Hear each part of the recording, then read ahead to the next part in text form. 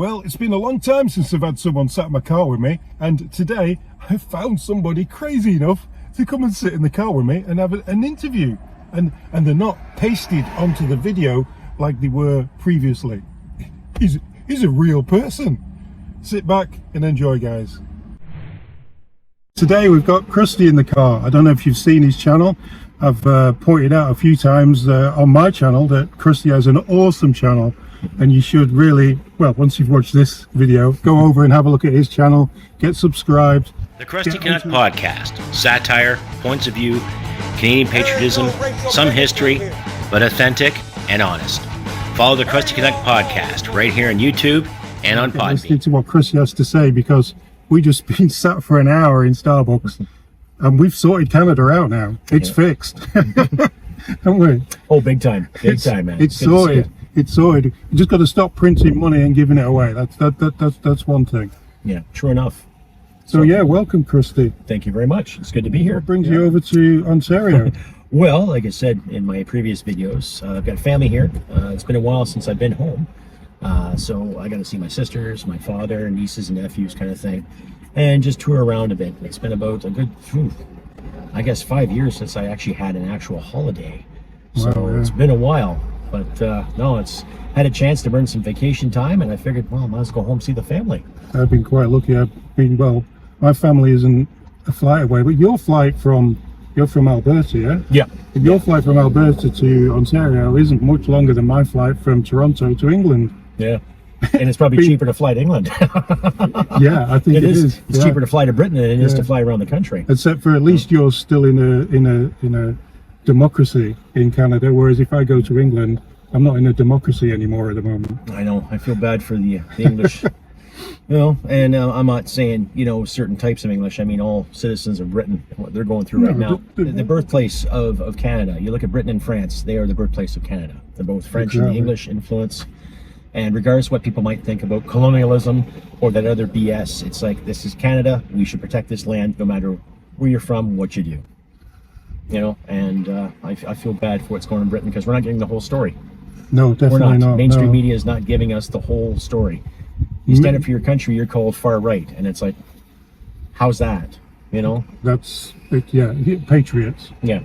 Everyday patriots have been called far right. It's disgusting. And we've been following. Me and the wife have been following the live streams. It's you get one story from one place and one story from another place, and there's nothing overlapping. There's nothing making any sense to us, and we can't even get a straight story.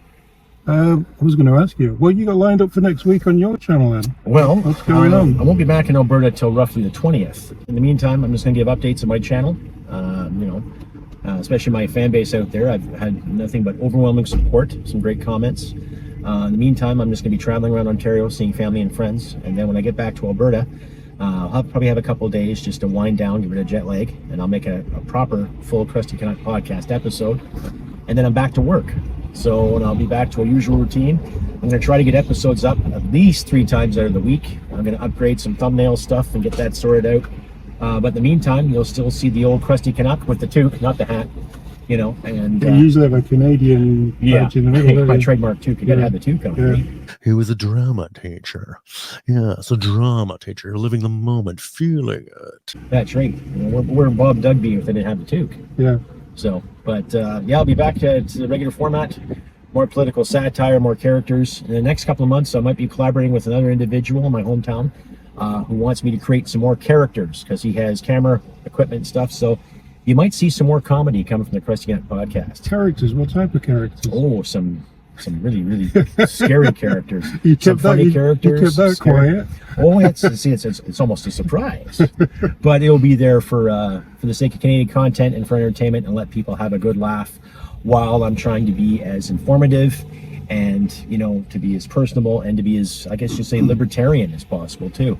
Let people live their lives, do what they want to do. Who cares what color, what gender, where you're from? It's getting ridiculous. And just stop the scandals. Just stop trying to fleece Canadians all the time. Exactly. Like, you can't wake up in the morning without there being another tax on Canadians. Oh, tax for this? You pick your nose. It's like coming up now. They've got the tax on Netflix. They want to tax Netflix, and they won't be taxing Netflix.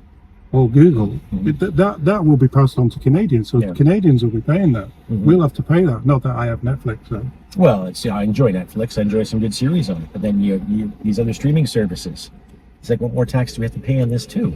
You know, I had some issues with my television provider. They could not get a person out there to do proper maintenance. And yet my TV provider, they own CTV. Interesting. Well, they don't have the money to send people out to fix things, but they have the money to lay off people. Yeah. So that's a double whammy right there. Yeah, they laid people off and then gave the rest bonuses. Oh, sounds like CBC. Yeah.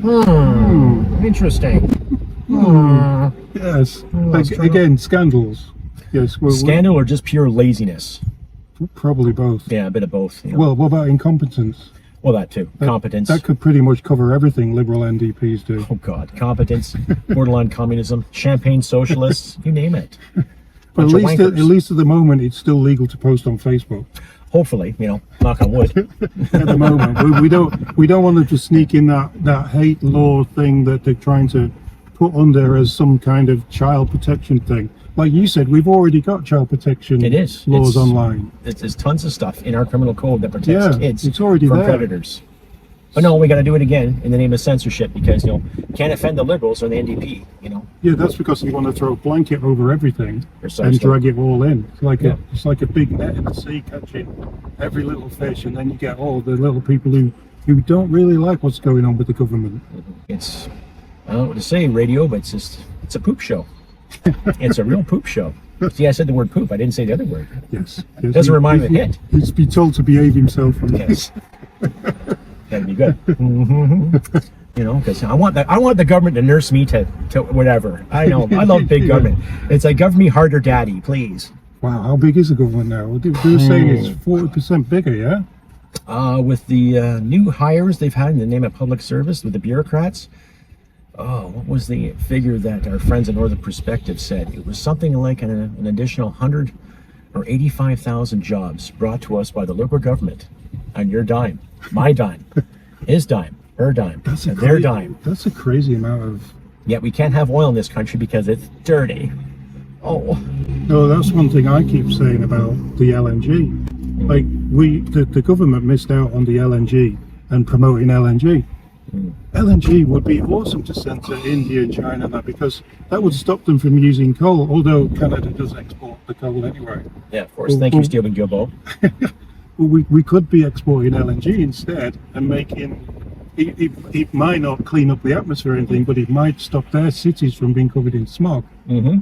And that's our friends in Ireland could use that LNG. Our friends in England could use the LNG. Our friends in Scotland, France, Germany, Eastern Europe could love the Canadian LNG because it's clean in this country. I know, as I've talked to patch workers, and they tell me about environmental regulations all the time.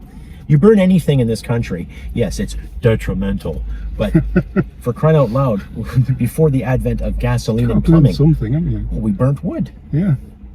You know, I'm not saying go out and get a wood stove and have at it, but there's third world countries that still burn fecal matter. And you have people in these countries, by the time they're 30, they're going blind because they're burning poop. I was watching videos on that. That is really strange. You know, we got countries that do that to cook on, but we can't export LNG because for some reason it's wrong. For some reason, lithium batteries are the answer to everything, and we should build massive lithium battery power plant manufacturing plants, and then as soon as they start building them, shut them down once they've got the money from the government. Precisely. And then lithium burns. What have you got? You've got toxic. You've got toxic. Lithium doesn't even stop burning, does it? It creates its own fuel. Exactly. And it's very toxic. So, and you feel bad for those kids in the Congo that have to harvest this stuff under warlords. You name it. There's a lot of conspiracies when it comes to these so-called nouveau fuels or these renewables. So, I mean, if you only watch CBC, you never see any of that. No, you don't. And, you know, I remember when CBC used to be fun. Yeah, it sucks. Well, that's what we were talking about earlier, about the CBC. People are saying... we bailed out! the CBC do make good programs, but... When they want to. But we were saying that rather than defund the CBC, they should just not report news. Yeah. Because it's a biased news network. Like they'll say whoever's paying them. BCB. Yeah.